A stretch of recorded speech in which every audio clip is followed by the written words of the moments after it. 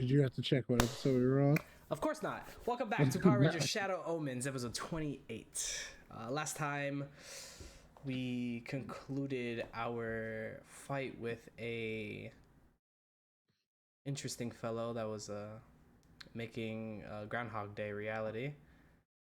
Chris morphed for the first time, showing us his flashy goldness, sparkles and such. And also Squad 2 of the Silver Guardians is the second in command is dead. Thorson has been called for a meeting in the morning with Commander Dixon to discuss the state of the Silver Guardians and the future of Squad 1. And everyone else kind of are contemplating what to do and what is the best course of action. Don't think I missed anything. With that being said, we will go right back where we left off, jumping to the next morning with Thorsten. Thorsten, how does your your morning look in preparation / travel to Commander Dixon? Very, very reluctant.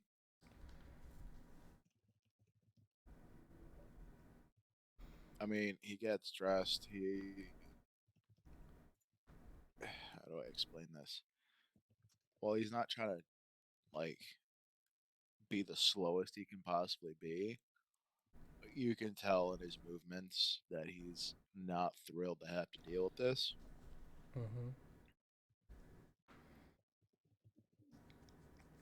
But once he gets dressed in uniform and everything, he's actually just gonna head off and on his own.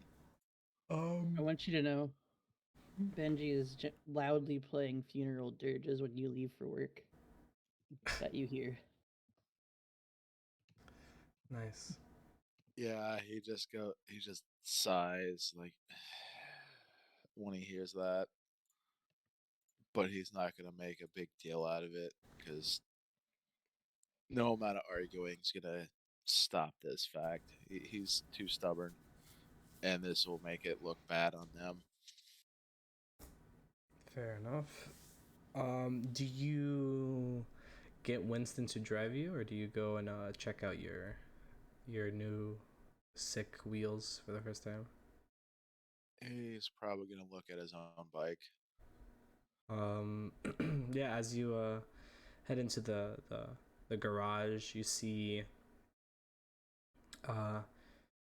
two bikes draped with a covering.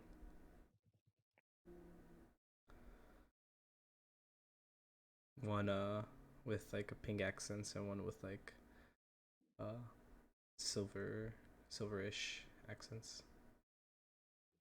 Well, he's just gonna leave the cover on the one that he can clearly tell has the pink accents on it, knowing it's probably not gonna get used before moving to pull it off the other one. Yeah, you as you pull it off, you see the shine of this untouched, brand new motorcycle, all black with inlays of silver across it.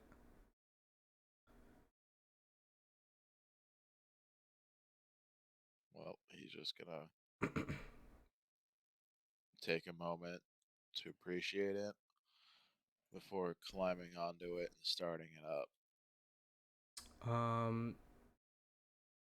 Yeah, you notice that it's not your typical bike, and there's a little on the in the center console. There's just like a little pad that illuminates the moment you hop on, and it speaks to you saying, "Please identify yourself."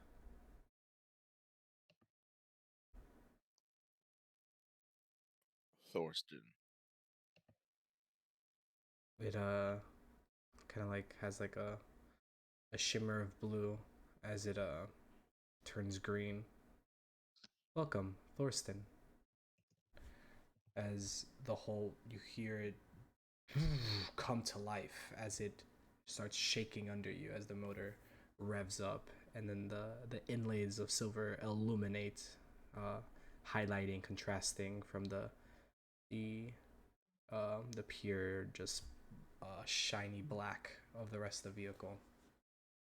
And in the bottom of the console illuminates this etching that says Thorsten.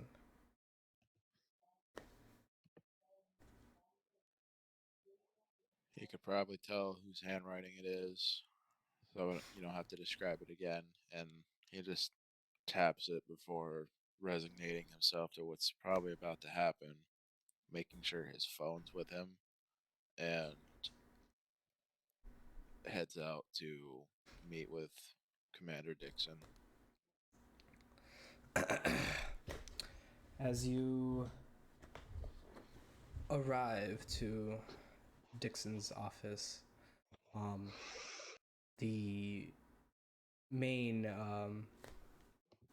base for Silver Guardians is kind of going crazy. Everyone is running around, papers flying, people yelling, barking orders at each other. It's a complete just like bullpen in there. People bumping into you, being like, "Oh, sorry," and like just chaos. So nothing like how it usually is, even when it gets hectic. Yes, it's a lot less controlled than it usually is. He'll just keep that in mind as he continues his way through, making sure to avoid and bumping into anyone else as much as possible. Yeah, as you make your way through, you do go past a locker room for Squad 2, as you see Bruno coming down the hallway, turning into it, passing by you, and when you look into the open door, you see the rest of them in there talking as they all look at you and give you like very awkward, like piercing gazes.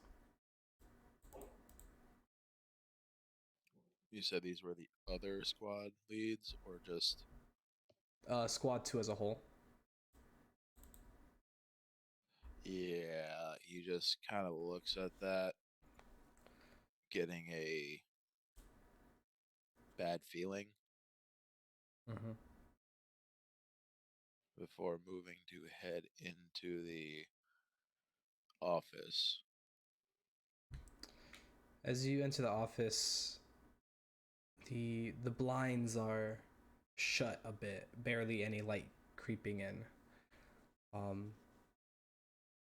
Commander Dixon is turned around at his desk, you only being able to see the back of his head.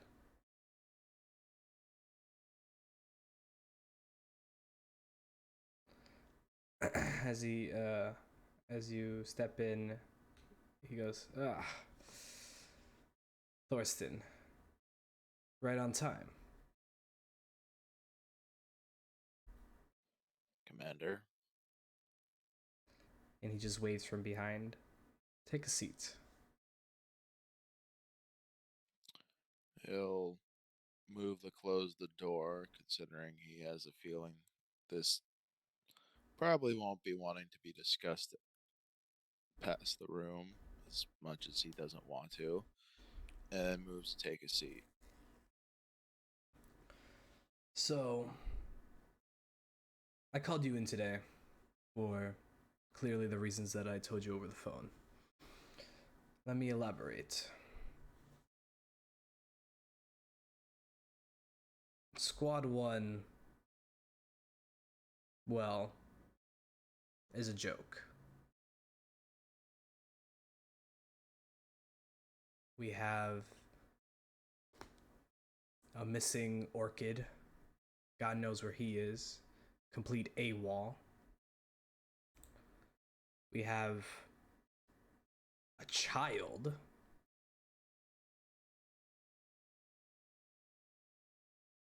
And then we have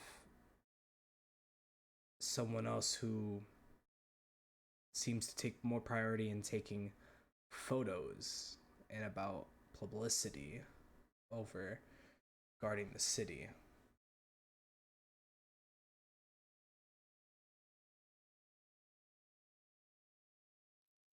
With all due respect, sir, the loss of previous Commander Myers had effects on everybody.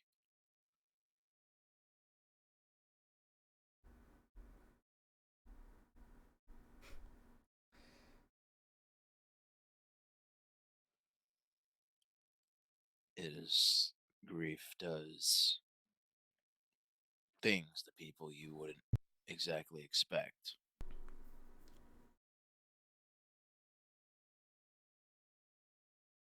Commander Myers. You hear him scoff from behind the chair.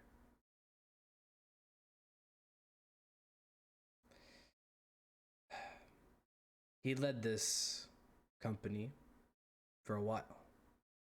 A long while. Did he do it well? Sure. But well is not what the city needs. The city needs greatness. That's exactly what I'm planning to bring back to Silver Hills. And warriors, soldiers, lose people in battle all the time. So grieving over a fallen soldier and not being able to move past that. Now, you're a smart man, Thorsten. Do you really think that those type of people are fit to be holding weaponry, to be enforcing the law? Sorry you glitched out for a bit. Could you repeat that? Am I still here? You're still here, just your audio kind of ran into each other after it caught back up. Oh. What part did you miss?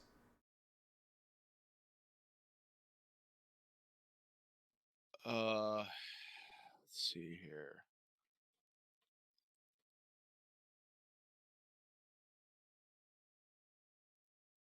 Something about grieving and soldiers not being able to move past it. Okay, so just the last part. Yeah. He was saying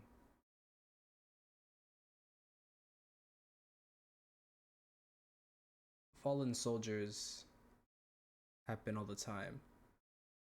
Being able to move past it is what needs to be done. And soldiers that can't, do you really think they are worthy or deemed well suited to wield weaponry and be enforcing the law?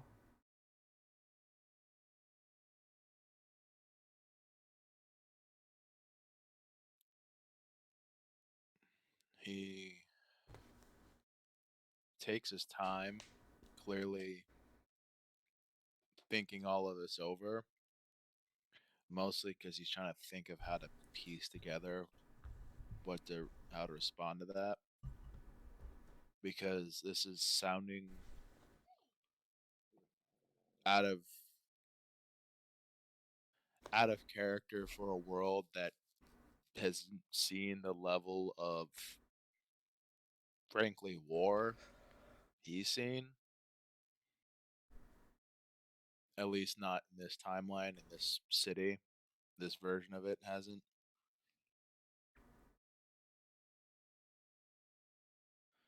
Because he knows he has to be careful in his wording.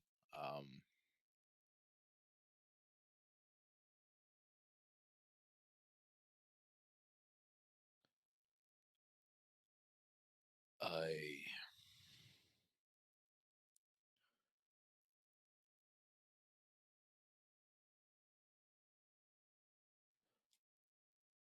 There are aspects to what you say I understand.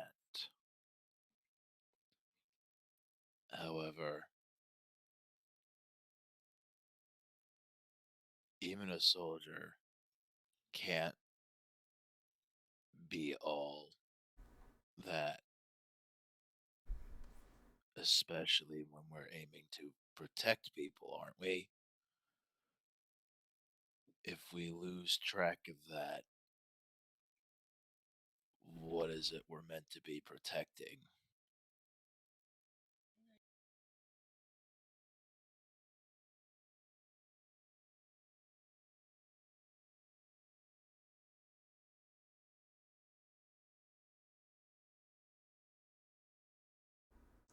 Our purpose is to enforce the rules and regulations within the city, so we don't turn into some awful good for nothing place like some of the other locations in the state. There's a reason why we get majority, if not all, of the government funding. And I'm not planning to cut our losses or reduce our expenses because my team, my company is growing soft.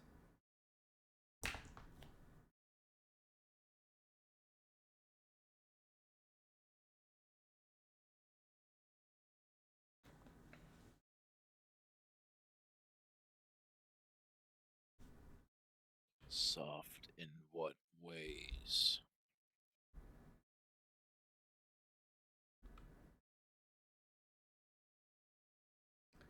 Losing the sight, losing the trajectory of what is needs to be done here.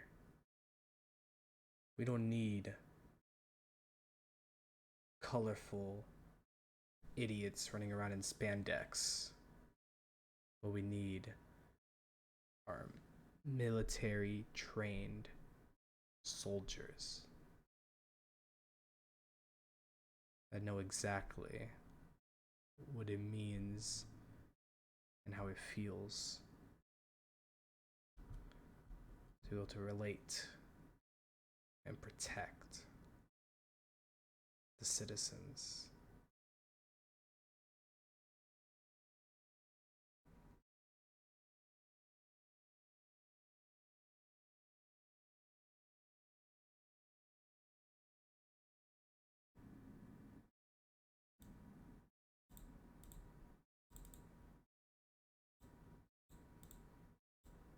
And your plans to do that is, sir?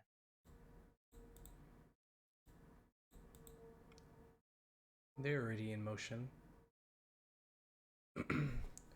You've seen the reports, you've seen the announcements.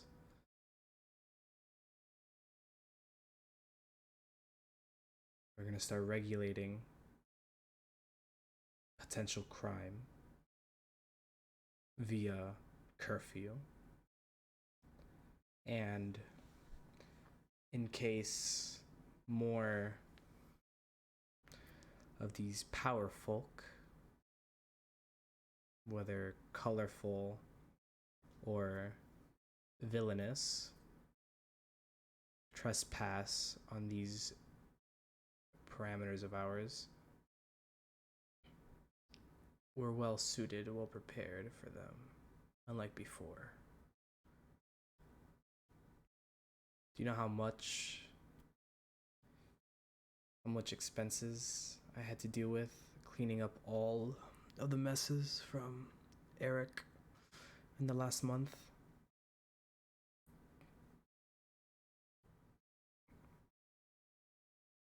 With all due respect, sir, I was busy doing patrols. I didn't have time to look at our expenses.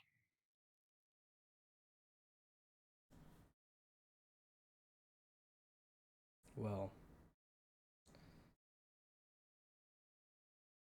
the dreadful day of Eric's passing,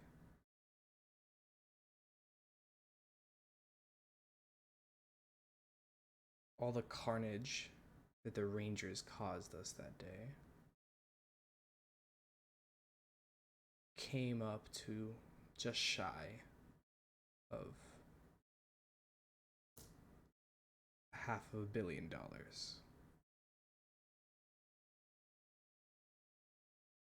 you know how many buildings, companies, people we lost and that needs to be restarted since that day?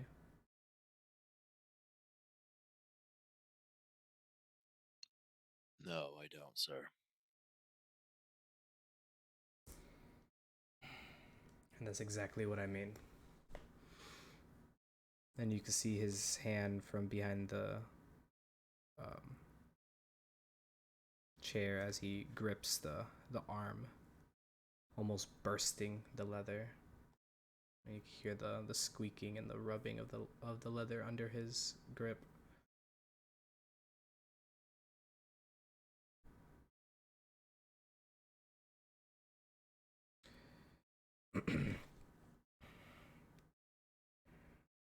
The more destruction means the more construction. And more construction means not as much production.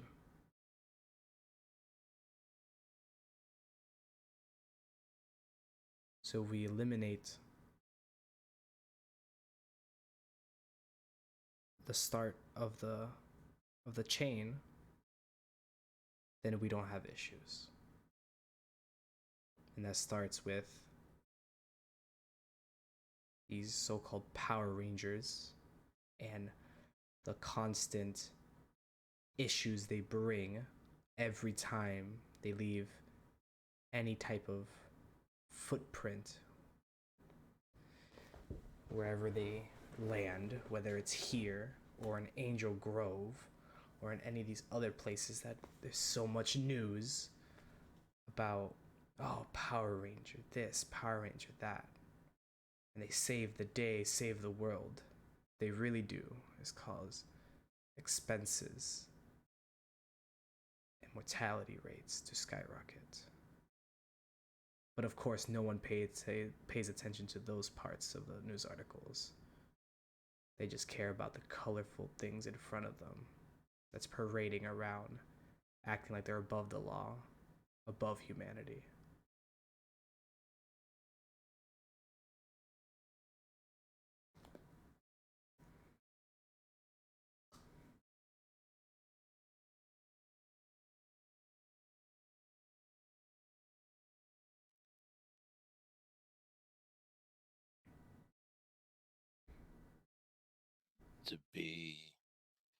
To borrow a turn of phrase, to be devil's advocate, sir, and the countless lives they have saved because of these monsters that keep appearing, whether they're around or not.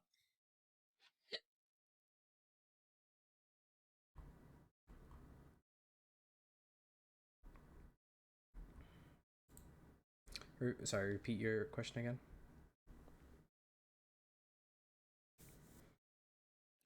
He's basically asking about what other lives they did save, or all these monsters that keep appearing, whether or not they're around. Like, that doesn't seem like they're provoking it. It seems like they keep appearing anyway. You're a smart man, Thorsten. I respect you as a soldier.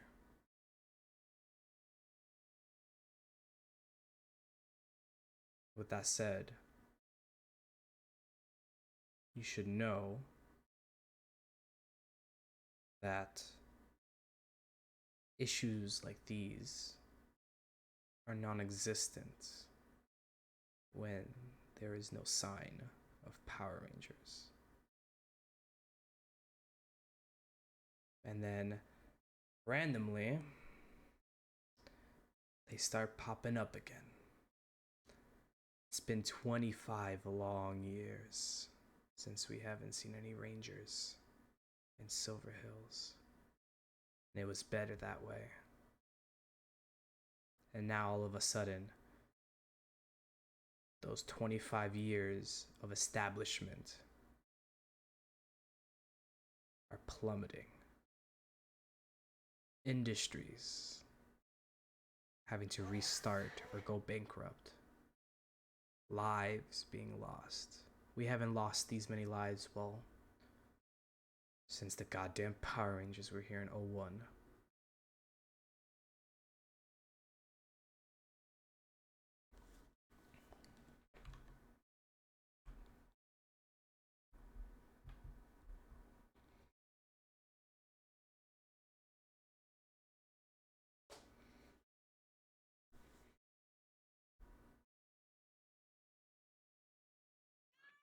He would think over his words.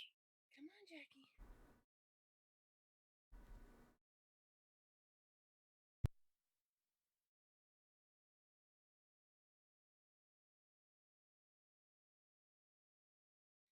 Who didn't they save, sir? Come here, Jackie.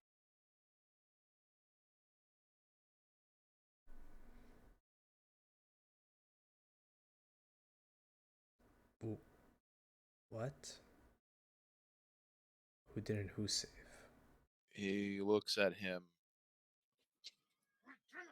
directly. Who of yours were they not able to save, sir?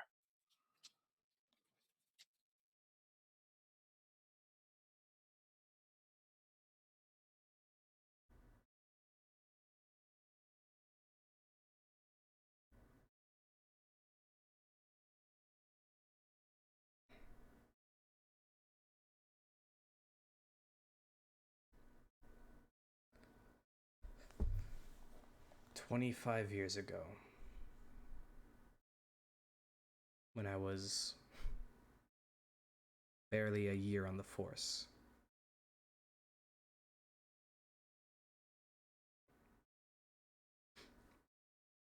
I had an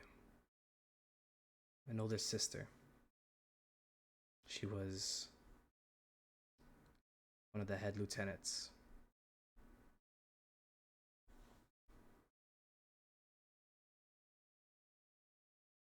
She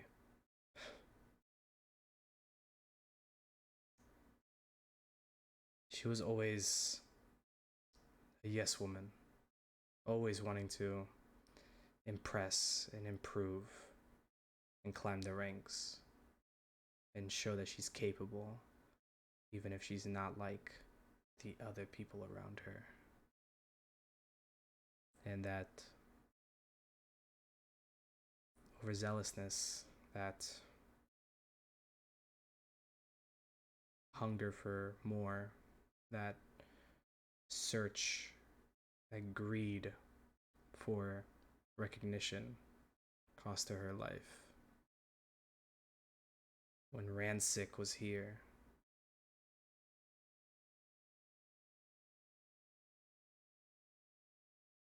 no one was here, no one was there to stop him.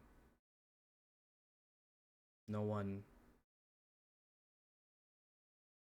cared. And most definitely not the Power Rangers.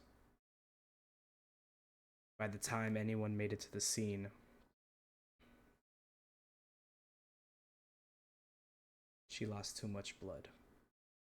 She bled out.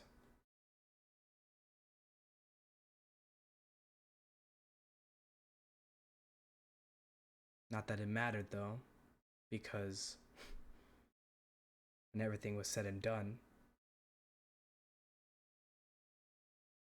we were unable to locate her body.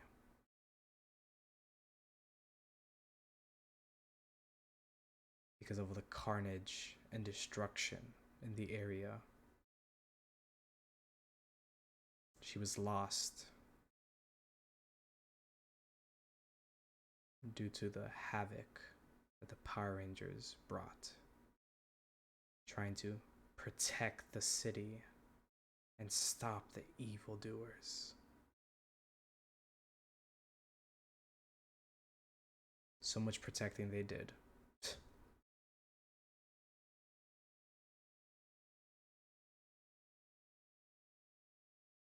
Do you know how it feels to not even be able to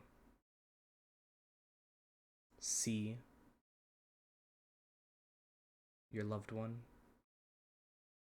Be able to pay your respects, bless them into the afterlife, bury them, hold them one last time? Because I do. Because I got none of that. And did the Power Rangers talk about her? No. Of course not. She's just another one of a million. To the Power Rangers, people don't matter. They're just egotistical. They bring the issue, and they think stopping the issue that they caused makes them the hero of the story.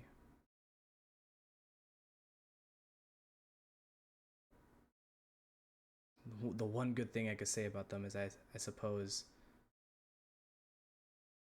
they're at least somewhat accountable for their actions.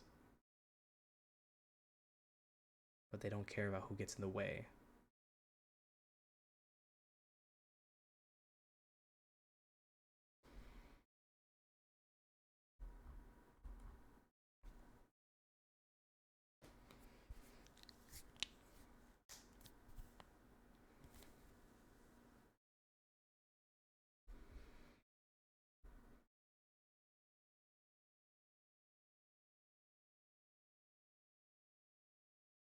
You'd take the time to listen to that.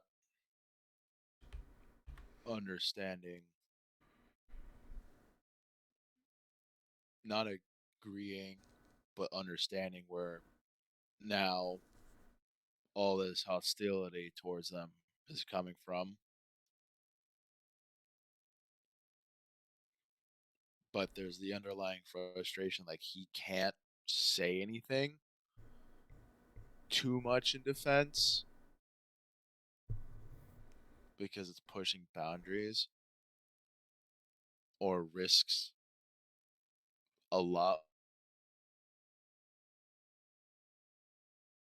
more than. So he'd sit there thinking of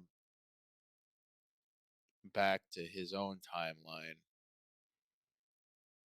and knowing how much worse it actually was without the Rangers. Because he grew up in that time of not having them. So there's also that confliction.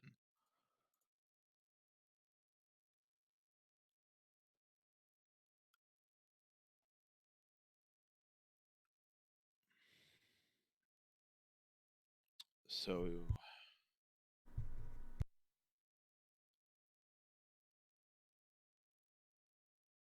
I am deeply sorry for your loss, sir. 25 years later or not.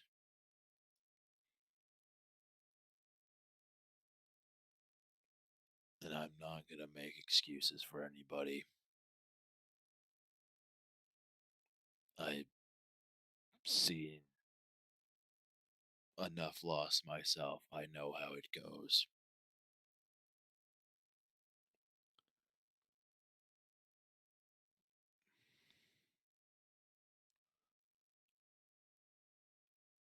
What are your intentions for Squad 1, sir?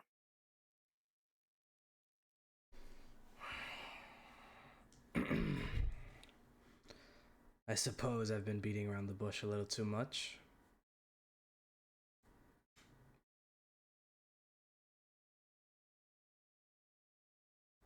I'm disbanding Squad 1, indefinitely.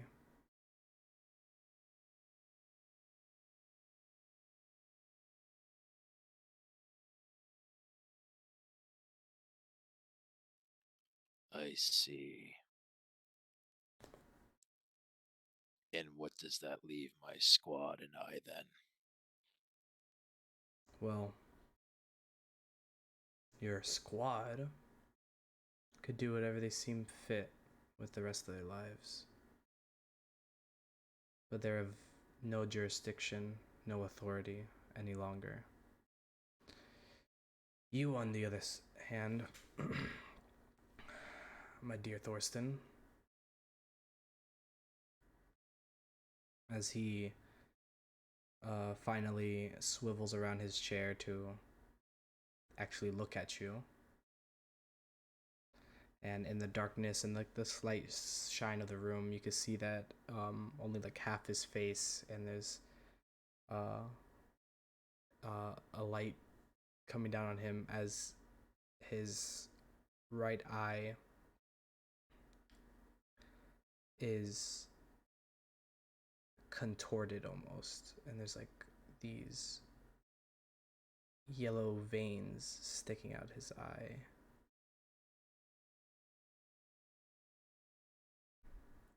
And his iris is this bright golden color.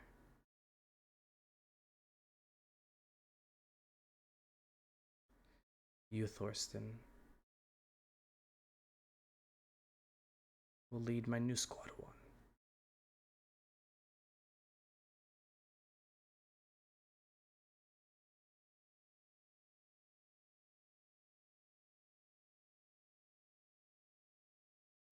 He definitely start to stand up seeing that.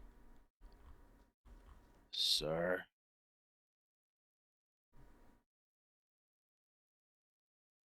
What's going on?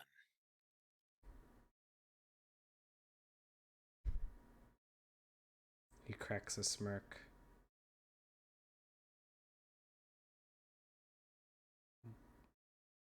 Whatever do you mean, Thorsten?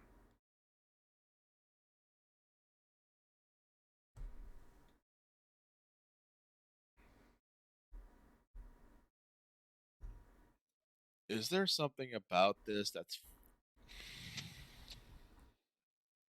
clearly he's not him? Is there something about that that gives me a familiar sensation staring at it?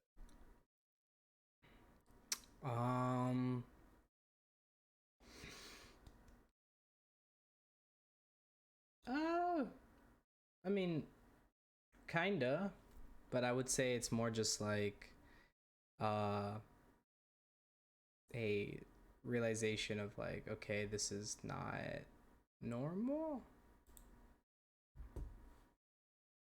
but no familiarity. I would argue in this instance or in this situation. Then he'll mentally ping Geen and ask, "Are you getting anything from him right now?"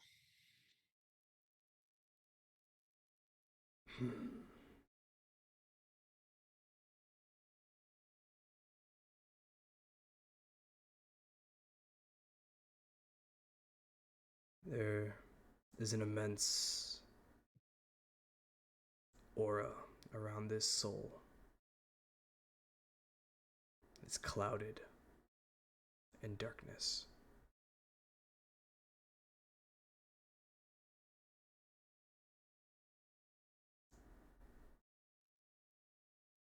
Is he possessed by yokai? No.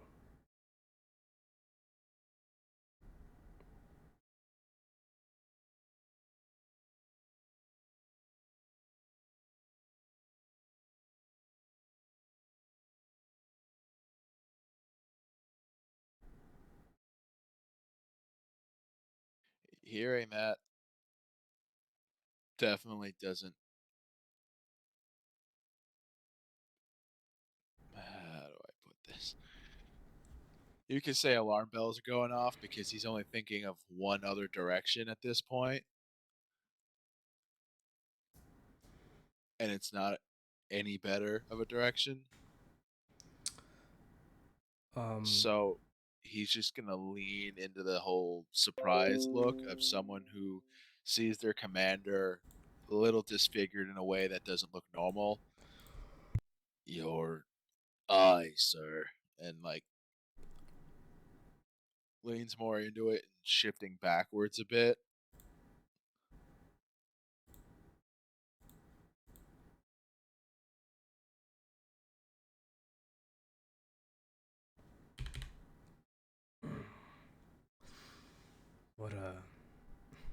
What about it, Thorsten?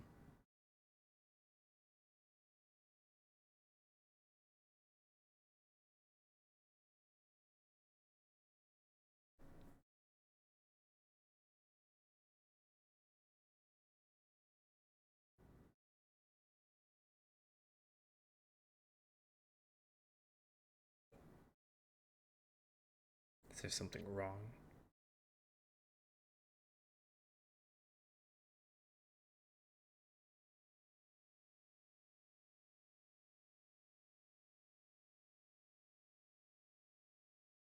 Oh, the alarm bell's ringing in his head right now. Oh boy. Even I gotta take the time to think.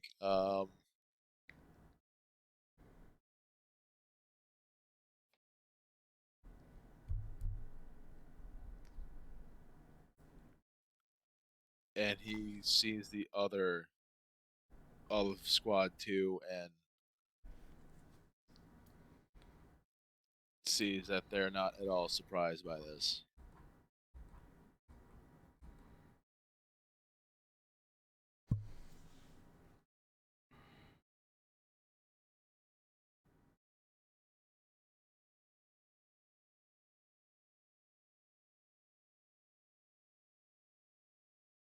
Mm-hmm.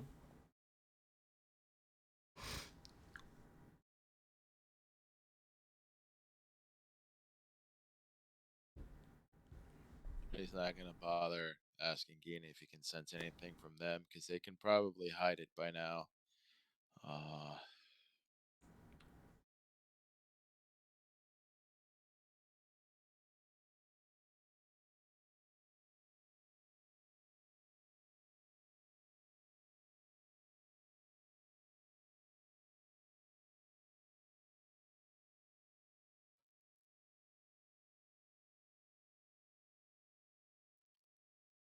What happened to you, sir?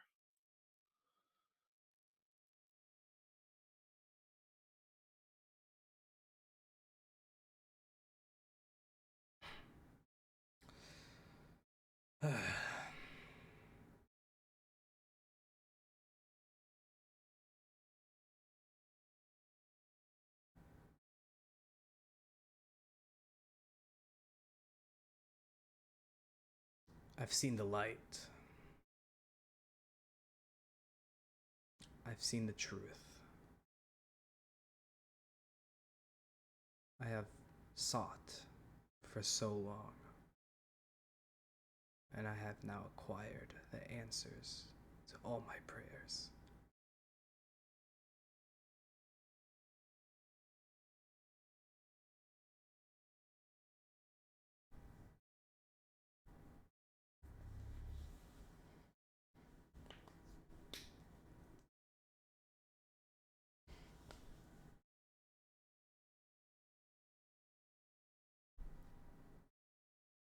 Whose answer?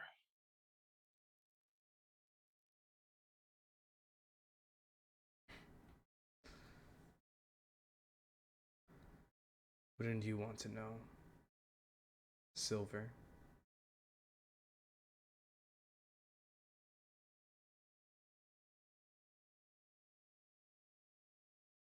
So I don't know how well I can do this. Is there a roll I can make to be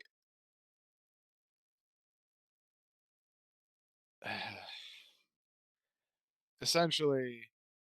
I want to say that I had already like typed up a message to Chris or to the group chat for like a signal, assuming we're able. How discreetly can I send that off? I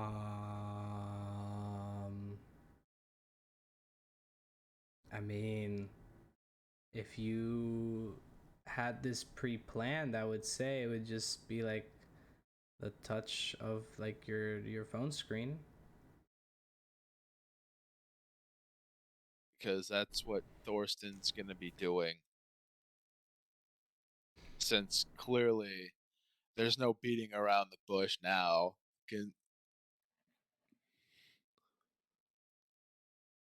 So he's going to just send the signal now. And what exactly does the signal entail? Essentially, he's sending off a message, like a basically a message to the group chat saying, "Portal me now."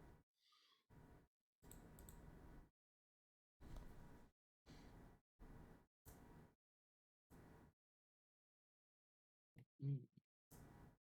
Or something.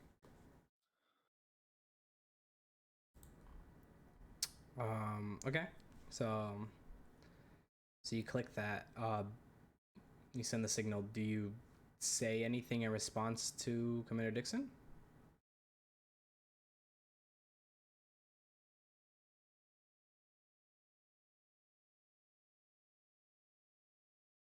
At this point, he's gonna take a stab at it. Well, I kind of would, especially if they're yellow.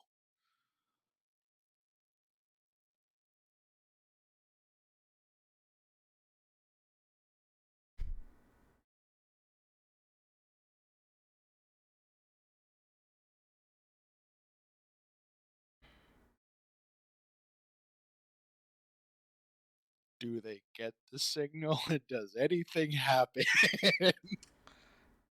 Commander Dixon gets up from his chair.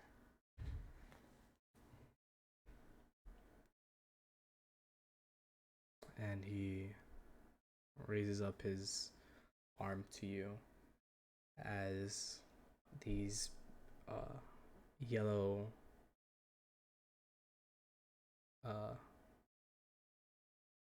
he starts like charging some electricity through his hand. And this little black and gold sphere of sorts starts enveloping his palm.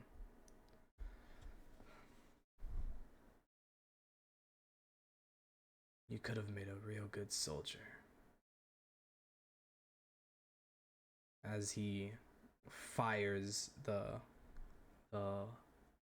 black and gold ball at you, and as it's going right at you,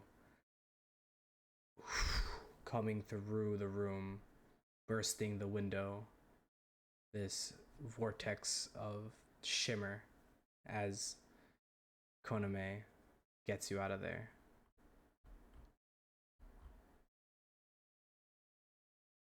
The blast exploding and erupting, caving in the entrance to the office, leaving a huge hole agaped in the wall.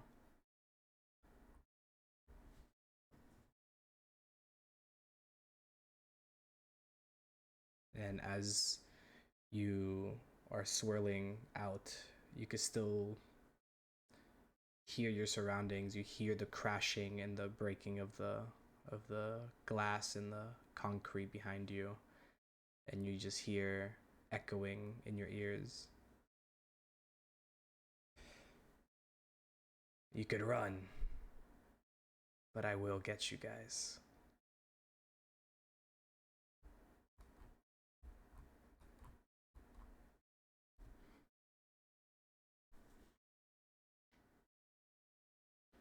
No response if I had one.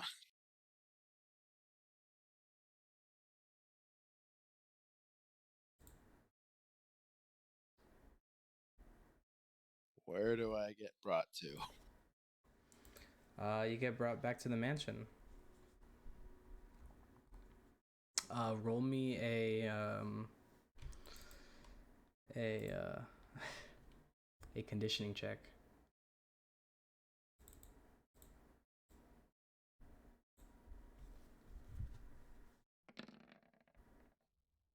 How about a crit success? It's a 12, but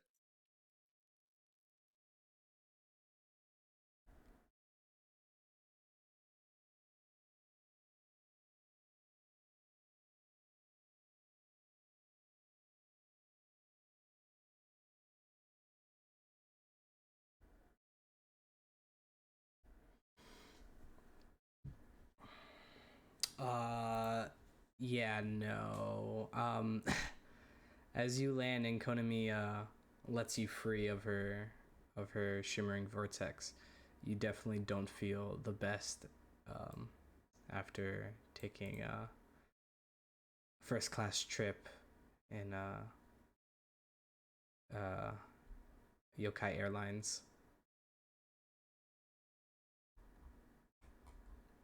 whenever he finally arrives back at the mansion and looking woozy and green in the face, like he wants to spew, the adrenaline from, all of that still pumping through him. Is everybody at the mansion? I would assume so. Did anybody have any particular things you guys wanted to do, or are you guys gonna all wait for Thorson to arrive back? I'd have probably been trying to hack into or get I mean, some Chris was visual on definitely waiting there for sure. So, Soren would definitely be waiting for them to get back. Alan would have called sick for work, so yeah. And Yarrow? So here's the thing. I was gonna follow Thurston, but I don't think that's a good idea. Oh, I'm sorry. Are you Thorsten's bodyguard? You're Damn. at the mansion. You're safe. Damn. Chris well, has you Thorsten, how on a much are tight you paying leash. Yarrow? Look. Thorson's the only one close to my age. Gotta protect him. Make sure he doesn't throw his back out. Yeah, pretty much. Look. Yeah, I'll probably talking with is Majors there? Probably out Majors. No majors. Okay. Then I'm probably around the house just training. Alrighty, sounds good to me. Is that from this? Sorry, I just realized I have a piece of like broken glass shard, and I think it's from my thing. Huh? Interesting.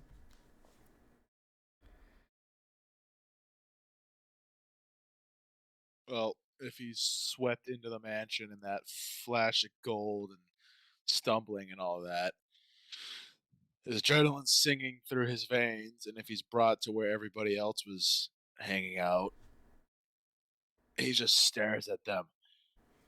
Dixon's compromised. What happened? Was he killed? Before or after he tried to blast me after showing his face is all messed up. Oh. He tried to shoot you? Mr. Powell. So, how much of a flashback did that blast actually bring me to when I got shot in the chest? Like, was it same vibes?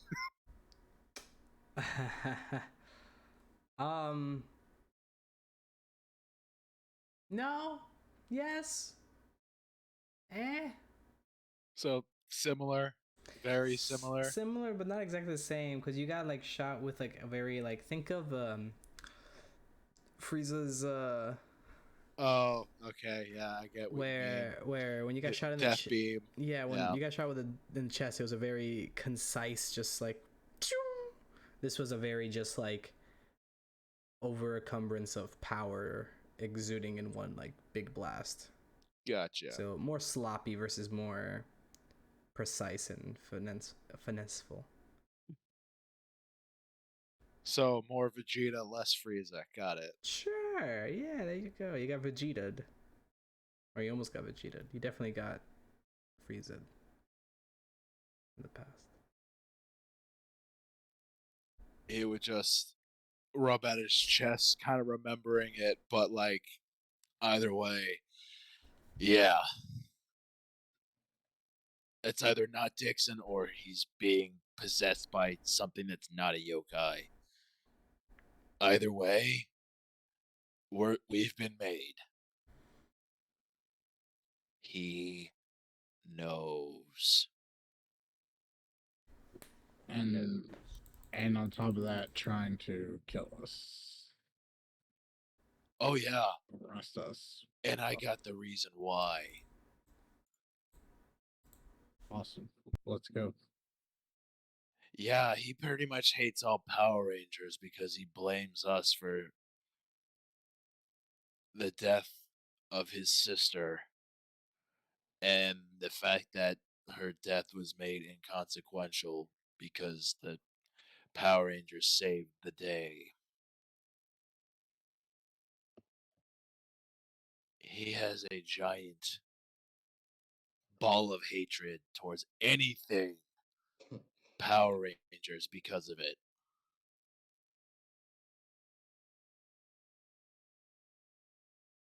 That's dangerous for us then. Yeah. I would say To because say the least. clearly he's made a deal with something. Like, I can fight monsters all day, but if he turns people against us, then we're gonna have a real problem. I mean, he kind of already has. Yeah. He without saying it, Yeah. and it's been very clear from every other piece of communication we've gotten, all the Silver Guardians are probably going to be armed with key metal. Yeah. Also, apparently Squad 1 has been disbanded, which doesn't mean much at this point, because he was trying to recruit me to lead another one, which is being very clear into it's going to be something else. As you guys are going over all this and relaying the information, you see a buzz on all you guys' phone. Well, I would say Yaro, Chris, Adam, Benji, the online people. As there is a press release going on right now live. Exactly.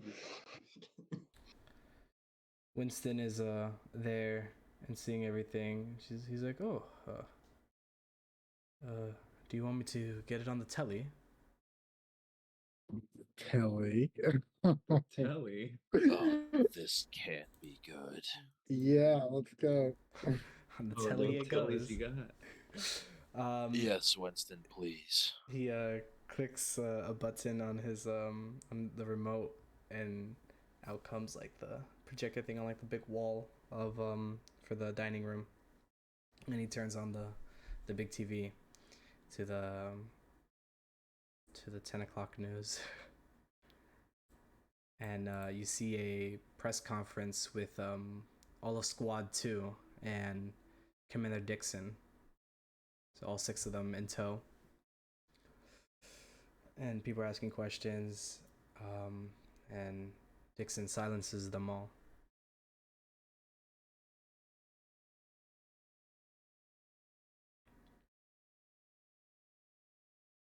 This is a statement to the Power Rangers. Everyone knows what the goal is here, the vendetta. Exactly what we're trying to accomplish.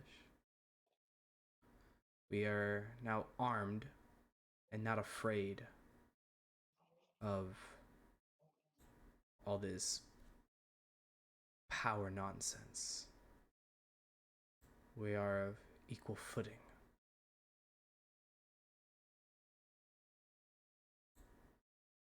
Curfew is for the safety of the people here. And if you don't like it,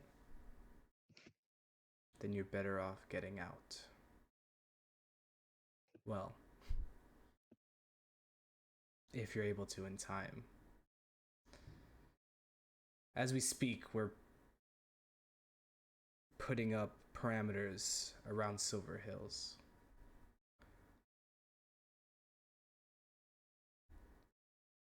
No longer able to get in or out without proper jurisdiction.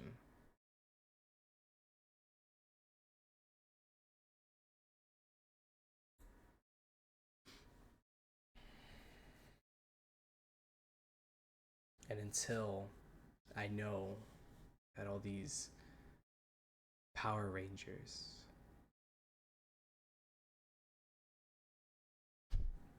let's call them what they really are, terrorists, are dealt with and eradicated, cleansed from these streets, no one's safe. No person, no industry, no corporation, nobody, no one, nothing.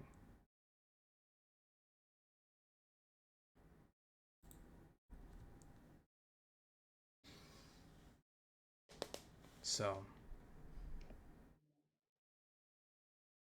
either do this the easy way, or we could do this the hard way.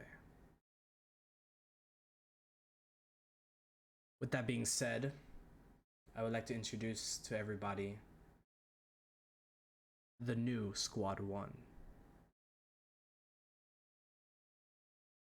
Standing behind me are premier soldiers that I know will do the right thing and have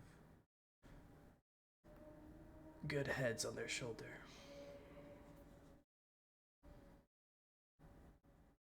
And won't betray or backstab me.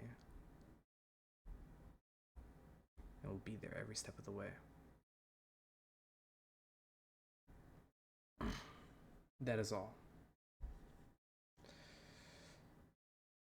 As he gets up, leaving the conference room, in tow, followed by the 5 members of Squad 1.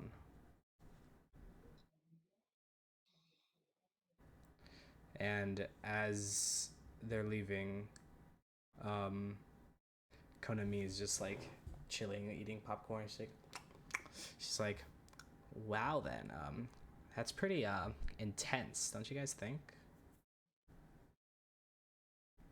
He This is just like with his head in his hand.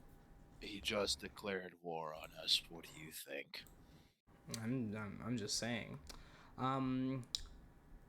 So you guys noticed the thing, right? It was not just me.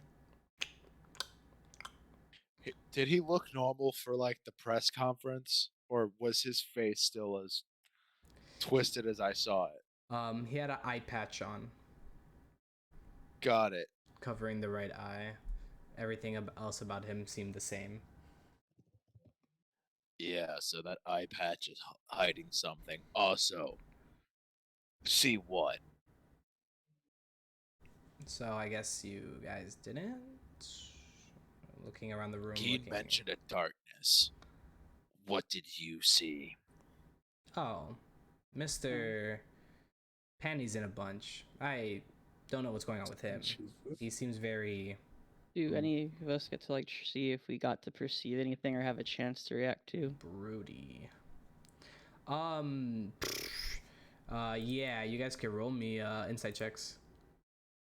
Or sorry, alertness checks. Awareness? It's alertness. Do I use investigation for my specialization? Sure. And Benji, you have. It's not for alertness or.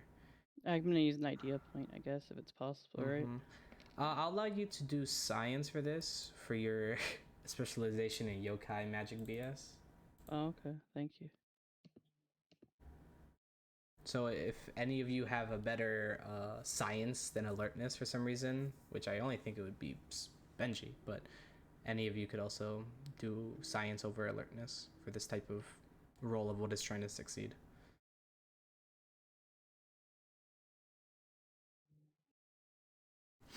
Alrighty, let's review.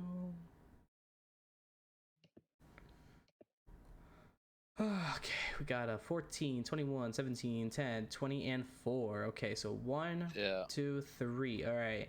So Benji, Chris, and Adam, you would have definitely noticed the very very subtle, but you guys were able to pick up an aura around the 5 behind Commander Dixon.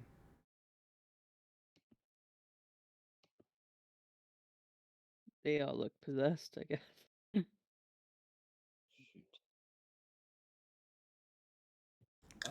Squad looked a little shinier than normal people would be. That's Oh, one yeah. way to say it, I guess. They had an aura to them, right? Number 2. I think they're a bit more juiced up than we expected. Man, I'm about to show my age here. We So, already know you're at least a millennia old. Get over it and tell us. hey, watch it. Come on, Look! Thorsten. She's real sensitive about that. Oh, I'm sorry. We just got war declared on us by somebody being possessed because he has a hatred for us. Sorry if I'm not a little more sensitive. Well, just saying, the Just oldest one in the room shouldn't be making comments about age. Hey, I'm just- Uh-huh. You think I haven't already heard those jokes? You think I don't give a fuck at this point? Just please enlighten us what you've seen. Anyways,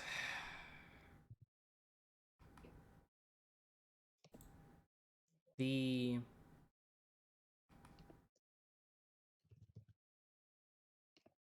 auras that the also smart Chris here witnessed.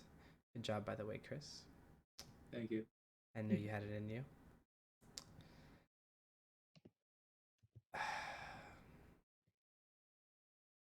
It seems that the folklore, the tall tales of the legendary yokai are not so mythos as we thought.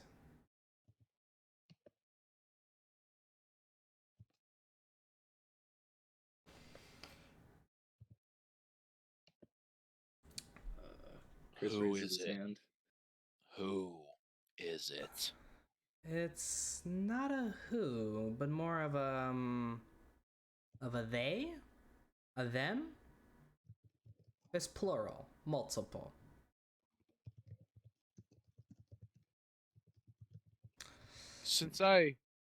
Because I had previously stated that Thorsten did some reading on yokai in the past. Are they referencing a certain monster of a certain region's mythology that caused issues? No.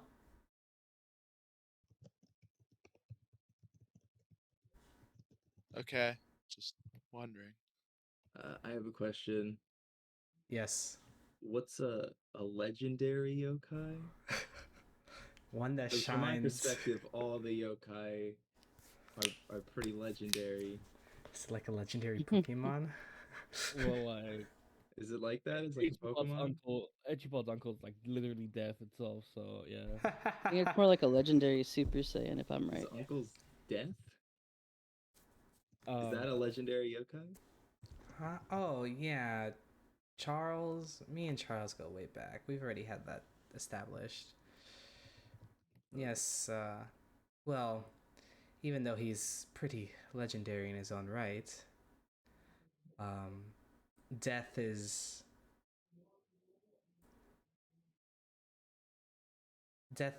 but a fraction of what these monsters can achieve. There's very few still alive yokai that I've ever really met or heard stories about them. The yokai in this room would know them as children's stories.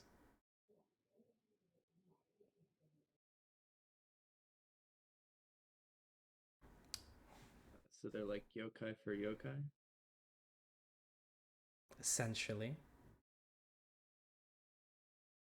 they're all very. Wouldn't it have been more like a gourmet recipe book for mine?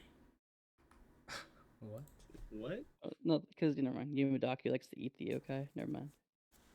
This is like this is top shelf cuisine right here. Mm-hmm. Yeah, no. Yumadaku in Garfield mode, all hairs stand and immediately quivers in a corner.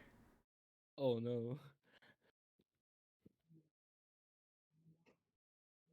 Okay, after that, can we cut the preamble and just get to the part where you tell us what the hell we're dealing with, please? Again, little on edge after that. Okay, I think we are speaking in a lot of like parables and riddles. Let's just get to it. Sigh. Taking the thunder away from me. Well, skipping the history lesson, I guess. You know, history is really key.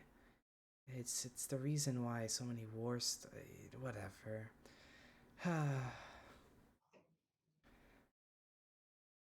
The 5 legendary yokai. They are real. They are here. They haven't been seen in many, many millennia. I had the pleasure of speaking with one of them in the past, but not in person. Everyone thought they were myths. Very few know their true origin.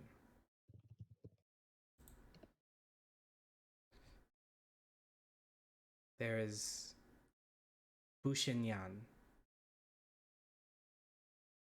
the creation of what is today's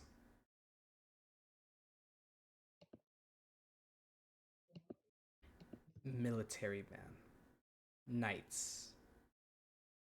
In my culture, we call them shoguns.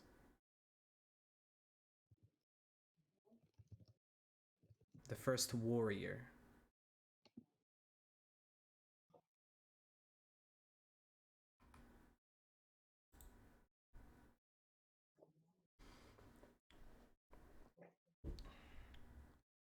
Then there's Shirakoma. He's a little more hot headed, no pun intended. He created light, warmth, fire.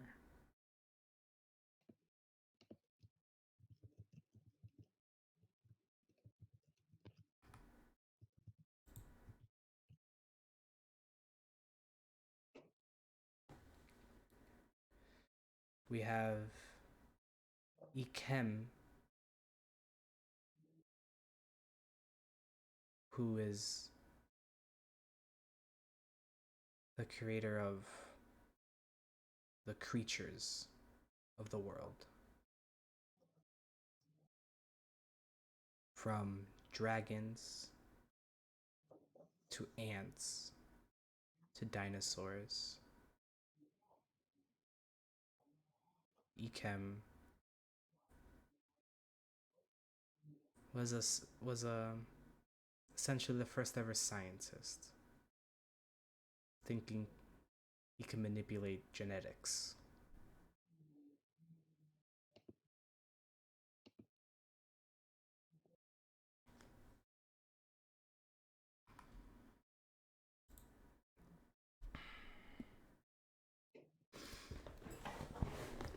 Then there's Hanasaka.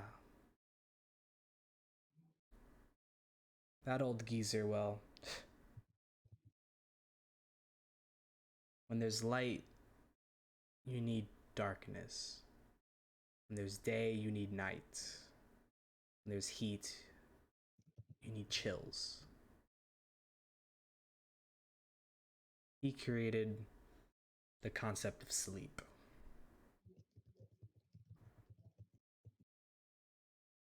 Of being afraid. The concept of those movements in the shadows. That figure you think is there that's not really there.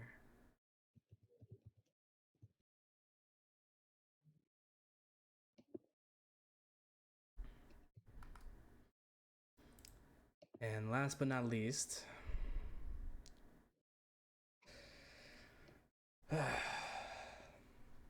there is Yamabuki.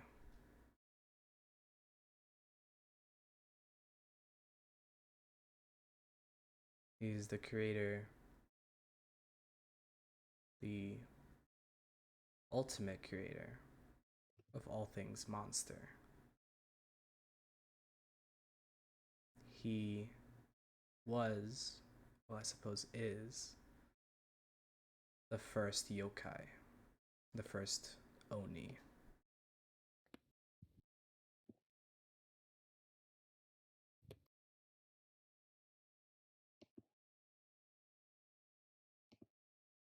His strength, his stamina, unmeasurable to any other oni ever existing.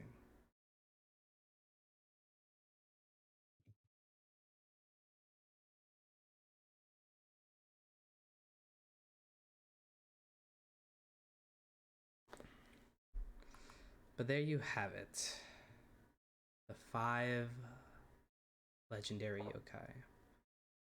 The creators of, well, life itself.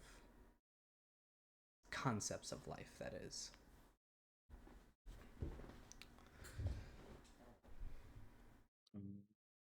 Do you know any secret, super cool way to beat him? Oh. You know, like fight him, put him back, undo. You know. She puts a finger up for a moment. Winston, can I get a drink, please? Gets a drink. Puts up another finger and just. You can do a spit. Does she archer it? Takes a second one. A big gulp. No. Okay, well, it was nice knowing all you guys. appreciate the time we spent together. But You think Oh. you're getting away from this? I'm hoping. That's cute. I mean, I was ready to hop on the private jet, Chris, and get out of Dodge. I got a helicopter. That works too. The Silver Guardians have anti-air. I'm not trying to find out. He just stares at you like, what do you think? Hey, I mean, hey, don't look at me like that. We can all fit. Okay, probably. You just asked Um, if a private military contractor has anti-air defense capabilities. Yeah. Do you expect me? I'm a college student. Okay. After I they didn't come from another universe. After they just got done telling us they're putting up a perimeter around the city to stop people from leaving, which is another big red flag. Okay, all right. Kind of may seem like she had something else she wanted to tell us. Hold on. no, she was basically like, I'm ready to get out just with Chris. Yeah, we're Oh, ready. Gooden pipes up though and goes, Oh boy. There's one thing that could be the answer that we need. Every head turns That to you. is Every head turns to Gurren. Every head turns to the head. To the head. Benji's doesn't. He doesn't trust that fucker. Not even gonna look at him. Try to eat my soul. It require us to go to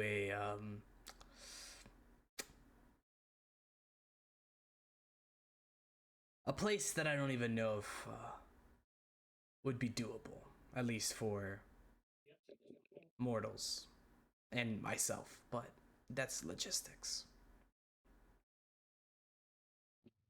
Okay. Where's that? We need to go to the yokai realm. Ooh. You got directions or something?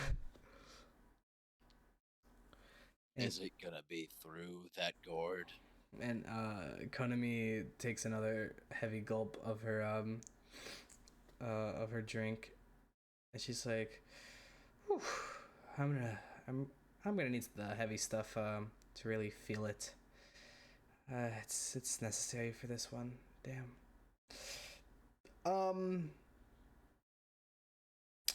Now that Gooden mentions it, I suppose with one folk tale, there's always other ones that accompany it. There is one of the edge of the world. Well, the yokai world.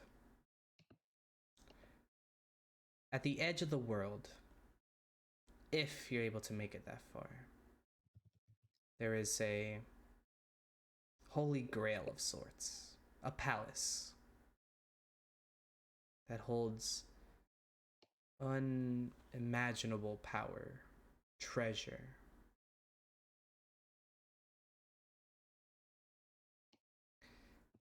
Said to be dormant there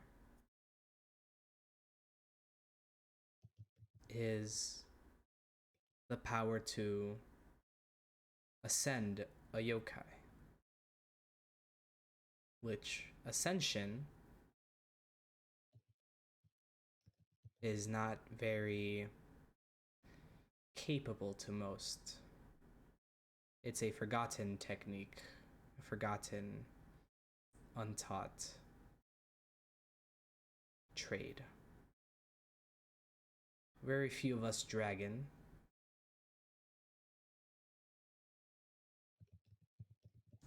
can do it ourselves. It takes a lot of discipline and a lot of training. A couple decades, in fact. But the yokai realm works a little differently in perception of time. So I suppose if we leave in the next, by end of day, we could make it back in time without there being any craziness, or we might be able to make a dent in these douchebags. I used that word right, Chris? Yeah, good job. Yeah.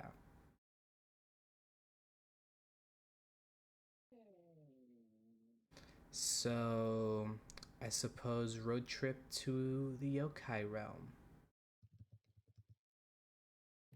Cool road trip. Again, I'll ask: are there directions, or we just believe really hard, click our heels? I could get us there. The only issue is I may not be able to get us back. But the realm, or I should say the palace at the end of the world, should have enough power to get us back. Once we, of course, make it there. If it exists.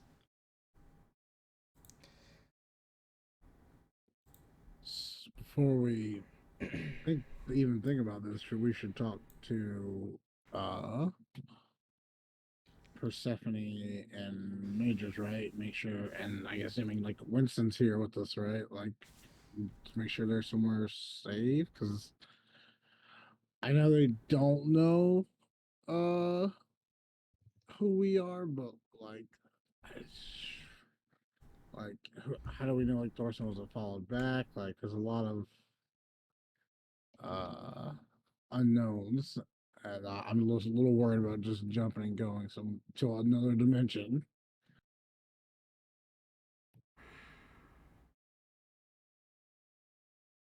I mean, We worked and lived here this long, they would have already followed us by now. they do know that you guys live here, right? I assume so. So they're probably on their way here right now. Okay.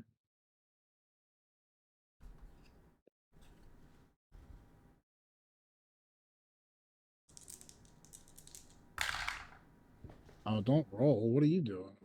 There's been a lot of. Only Don't- a D20 don't- plus D2 real quick. Yeah. don't roll. What are you doing? If I could please have you all roll me a d20 plus a d2 real quick. Oh no. Man. All your fault. Did I speak it into existence? Come on. Well,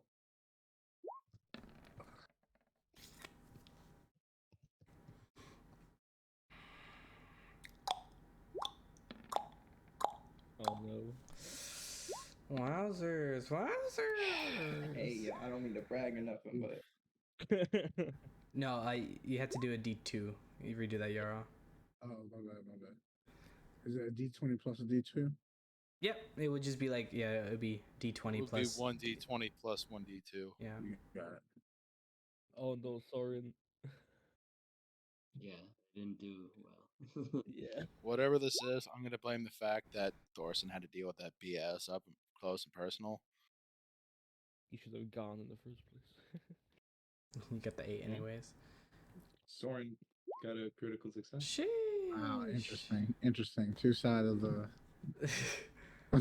coin there. The yin and yang. The yin and yang. Yeah. All right, so we got a 21, a 21, and a 16. All right, you three. So Yarrow, Creasy Boy, and Adam. You guys are able to hear commotion outside. And immediately Ichibod pipes up and freaking jumps out of Adam's chest. Yeah, guys, whatever we're gonna do, we should do it now, or at least relocate. I don't like the feeling of what's going on. Yeah. Okay, bye. And dives right back into Adam's chest, hiding and cowering. You know you're coming back Okay. here out here in a second, you know that, right? I say to Ichiban. Nope.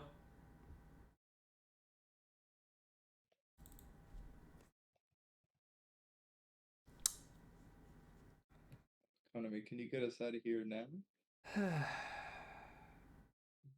I guess I could bring us to your place for now. I need time to prepare the travel to the yokai realm. Okay, I think that works. If everyone's okay with that. I need everyone to huddle up, touch shoulders and all that. Are we going to Yokai Realm or to Chris's apartment first? I think we're going to Chris's apartment because she needs time to prepare the trip. And yeah. Alright, so I guess I'll call Persephone over if she's like near or like get her. She waddles in with her big belly. Yeah. You know how pregnant people aren't supposed to go on like amusement rides? Alright, never mind. I'm not gonna bring that up. Jinkies. Everybody, prepare yourself. It's not a fun ride. She's like, oh, don't be silly, Thorsten. I'm not gonna do that. I don't have that much back strength or leg strength, but I never skip leg day. I'm just gonna open a portal.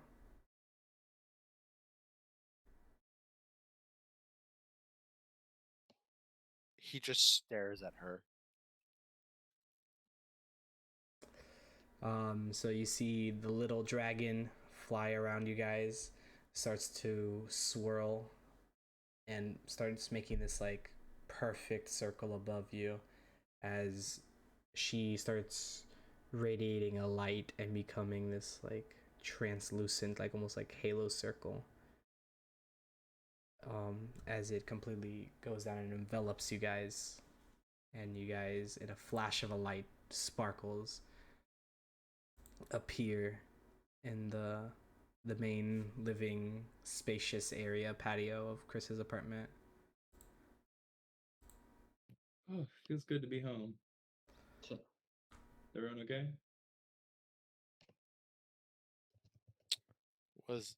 Do we feel fine? Like, Oh yeah, everything's completely fine. You don't have any like dizziness or anything. Dang, that was just a Thorsten deal. Yeah, she Yeah. did that just to mess with him. yeah, he's just glowering at her. She looks at you and she's like, I accept your apology, Thorsten. But if you must know, it was more for Geen than it was for you. I needed to give him some payback. He's not one for emotion.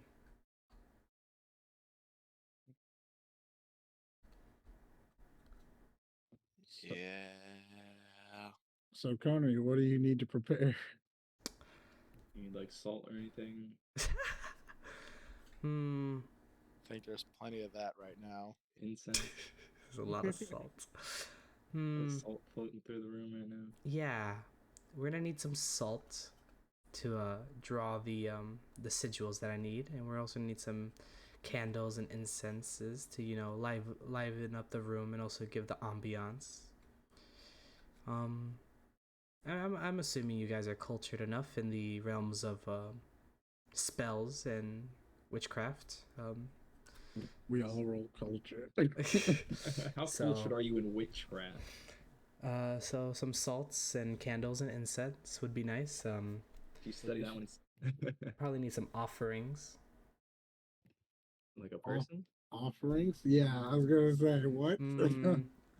Typically like a rabbit's No. foot, some Something of significance to whatever you're offering it to. Like a rabbit's foot? What? Or like some like a yak. some teeth.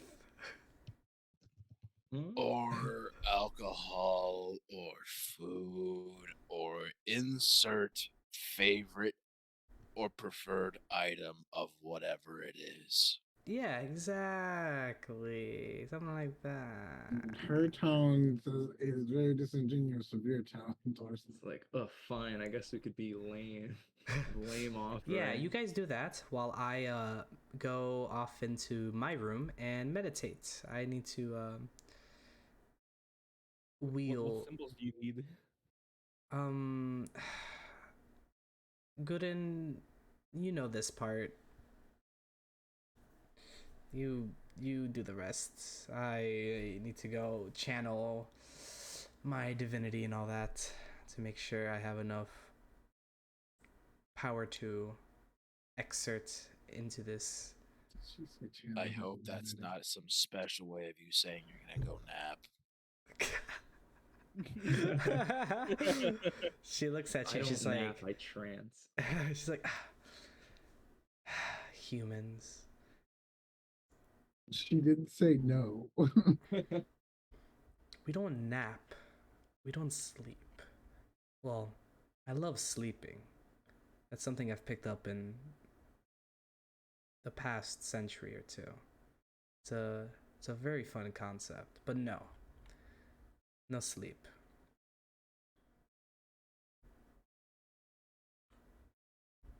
Chris is already like grabbing salt and candles and stuff. They're all like different scented Bath and Body Works candles. Yes. God. She's like, Gooden is gonna help you with setting everything up in the meantime, and I will see you guys in like an hour or so. I hope you guys are ready. I hope you guys prep. You meal prep. You get yourself limber. You guys use the bathroom. Make sure you bring sunblock. And yeah, it's gonna be a wild ride. So, toodles, as she whips her way into her room, slamming the door behind her. Thorsten, can you move the couch and the coffee table, please? He just. Thorsten's in a mood right now, but he doesn't say anything. He just pretty much picks up both and moves them. Throws them out the window. He's tempted. He He Alright, won't. I'll buy a new one. He won't because he knows how to respect people's belongings, but he's tempted. Alright, does anyone have any sort of offering? Got any rabbits on you or something? Hey, Gurin, what the fuck? What are we supposed to be doing? He looks around. He's like,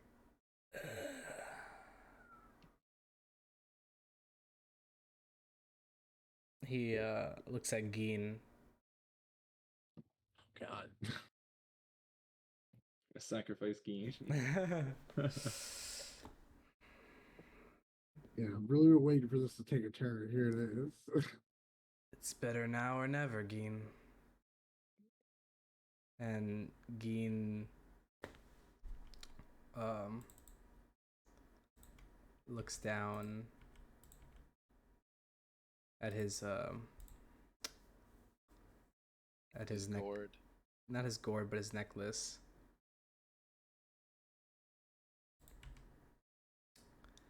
And it has like it's like this symbol of sorts, and it's a part of it is like taped up, and it's like has these beads and like jewels making the actual lace of it.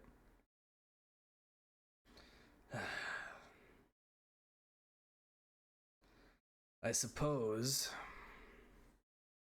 if we need a offering to connect to our world, this is the best time to do it.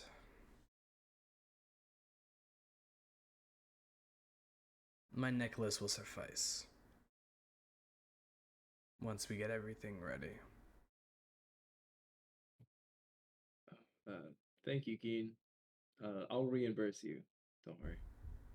Oh, okay. He gives you a grunt. Anything you like. Pick out anything from the supermarket. Just stop talking. Sorry, I'm holding too many candles. What are you gonna say, Adam? So around like 2 questions. So, like, it's still the morning, right? Or like early afternoon. I would say it's about like 11:30, 12 o'clock. So yeah, like early afternoon. I'm gonna look out to the skyline to see if like there's anything changed in like the mood of the city, or like anything like that.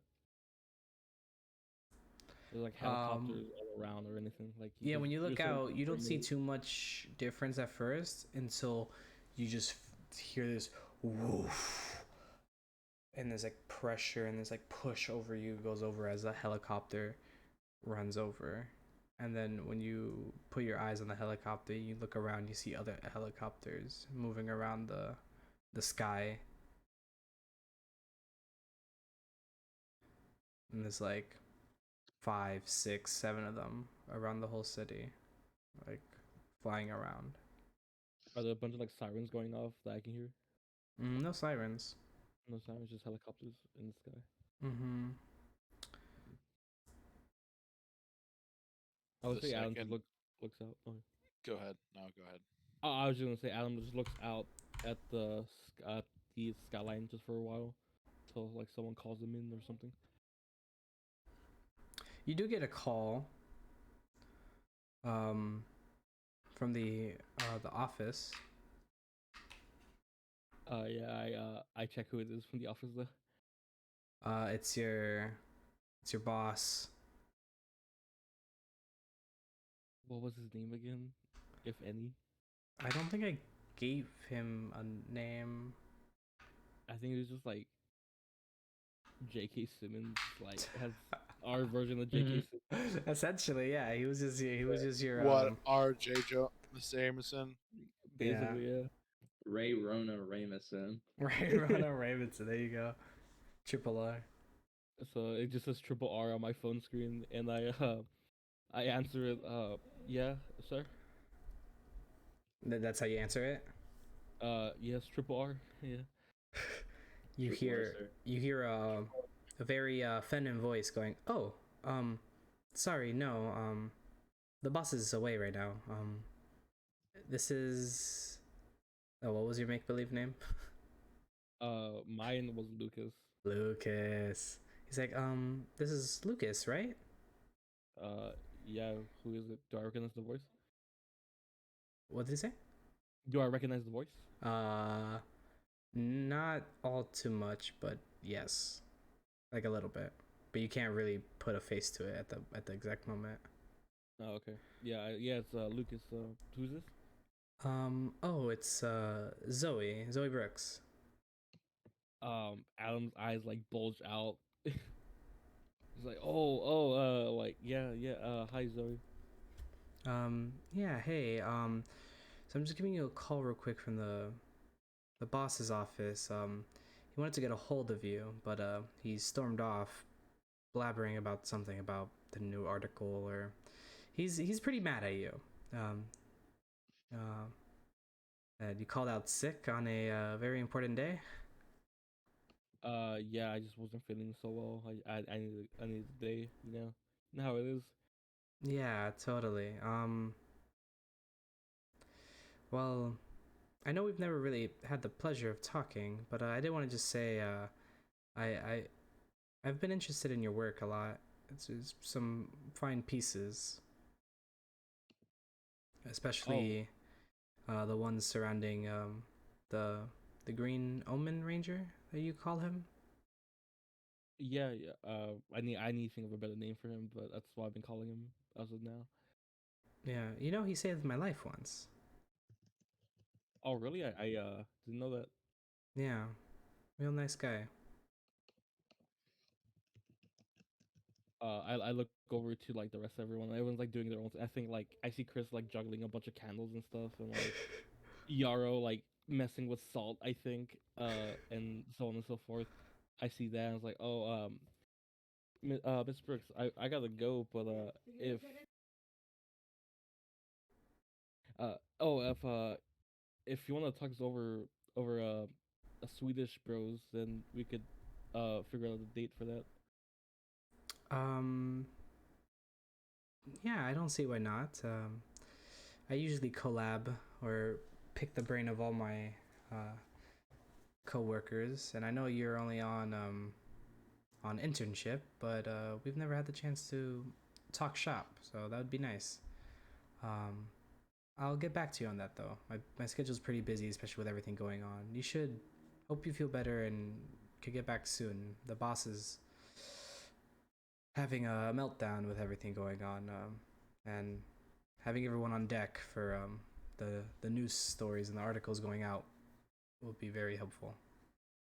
I'll be back soon. Don't I won't worry too much about him. He's always on my case anyway. So Yeah, he's definitely a character. But anyways, yeah, so just wanted to check in and make sure everything was good. I did my obligation, so that's fine. But I got some work to do, so I'll talk to you. I guess the next time I talk to you. yep, see you in the office. And Adam hangs up first, leaving her on the line. She hangs up. Ichibad creeps up over your shoulder. What was that about? Zoe wants to get coffee or like talk to me, I guess. Zoe? Yeah. You mean Zoe? Yeah, Zoe Brooks. You've seen her around the office. Yeah. I've also seen how you look at her. Shut up, Ichiban. Ooh. I think I hear Zara in the background doing that. Just from another room. Yeah. So she wants to. So what's going on with her? She just wants to like talk, like pick my brain, like work on a project together, I believe. Uh-huh. You know what that means, right? What does it mean, Ichiban? Well, you know, we've talked personal before, and we've gotten to know each other pretty in and out, and we know that she's with this universe's variant of you. This might be, you know, the chance to find the bun to your hot dog. He's gonna steal his own girl from another universe, bro. What the hell? What? This is not in the bro code. This is like a super anti-bro code. You're stealing your own girl from yourself. That's crazy. I just it's don't think too much of Ichiban. I just want to keep an eye on her. That's it. Uh-huh. Like just how was it the rally? Remember? How I was trying to keep her safe. Oh, shut up! You don't know anything about this, and I don't like kind of begins to walk away from the edge. Ah, young love. I remember when I was there. You're a skeleton, I call to him. And I still have feelings. And I think that's the end of our scene. With that being said, as you're walking off and Ichiban like slowly trailing you, echoing out in the background, just seeing Chris juggling candles and everyone getting everything ready and doing stuff and good and having a sidebar with Yarrow. With that, we will fade away from the scene until next week, where we continue. Yeah, it's similar enough to where it's like, what? Definitely warrants bringing it up. So we will continue where this leaves off with the seance, the calling upon the spirits between realms for next time on Power Rangers Shadow Omens. Toodles. Deuces. Time for Time Force. Later. Time for Time Force. Time Force.